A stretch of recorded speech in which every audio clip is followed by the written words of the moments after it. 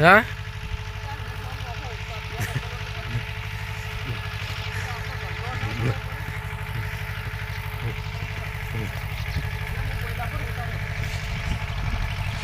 સુરેશભાઈનો business ચાલુ થઈ ગયો છે. વિડીયો ખૂબ શેર કરો અને સબસ્ક્રાઈબ કરો. ખેડૂતને સ્ટેટસમાં નહીં મૂકું, સ્ટેટસમાં ના મૂકું.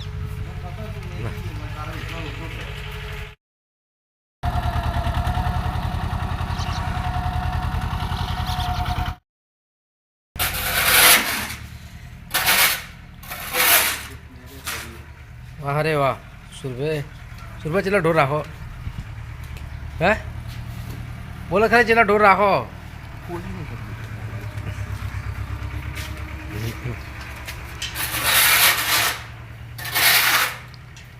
પહેલો સુરભાઈ ચેલા ઢોર રાખો? હે ચમ થઈ ગયું? હે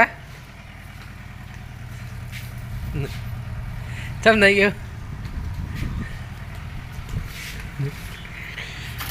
હે સુરભાઈ, સુરભાઈ ઢોર જોરદાર રાખે. હાલ 5-5.5 લાખ રૂપિયા નફો હે.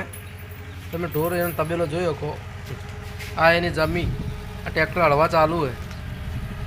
હા સુરભાઈ શેઠ આજે ભાજ્યો આવ્યા ને એક તો હાથે મજૂરી કરે. સુરભાઈ ભાજ્યો આવ્યા નહીં? હે બેંકમાં તો કોઈ હા ઓછા 10-15 લાખ રૂપિયાની ઇન્કમ હે 12 મહિને.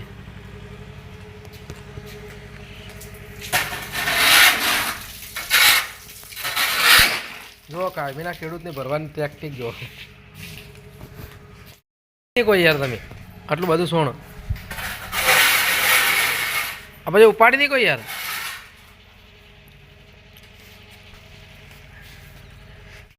ગોબર ગ્લાન્ટનો પ્લાન્ટ છે.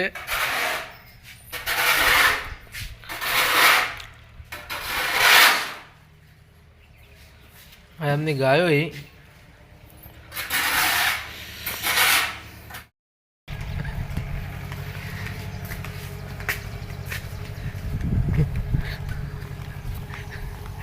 સુરભાઈ ને બિઝનેસ ચાલુ થઈ ગયો.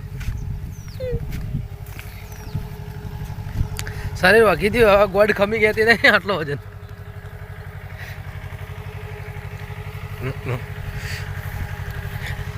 સુરભાઈ લેબુડી અરે આ ચેવું હળાય જેવું તો પડા સગનલાલ ચેવું હળાય?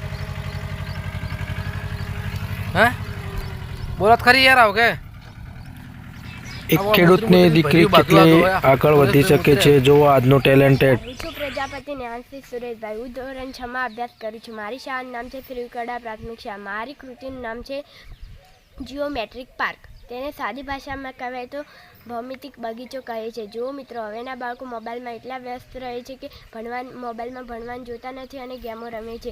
પહેલાંના બાળકો હતા તે મોબાઈલ ન લેતા અને બગીચામાં રમવા જતા અને ભણવામાં ધ્યાન રાખતા. હવેના બાળકો મોબાઈલ સિવાય કંઈ કરતા નથી.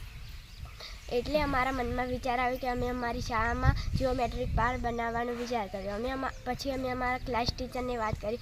પછી અમે જગ્યા સાફ કરી. હવે અમે બસ અંદર બાંકડો, લપસણી, હિંચકો વગેરે બધી વસ્તુઓ ગોઠવવાની બાકી હતી. એટલે અમે આ જીઓમેટ્રિક પાર્ક 3 નિર્માણ લઈને આવ્યા છીએ. બસ અસ્તુ. જય હિન્દ, જય ભારત. વિડીયો સબસ્ક્રાઈબ કરો, શેર કરો, કહી દે ના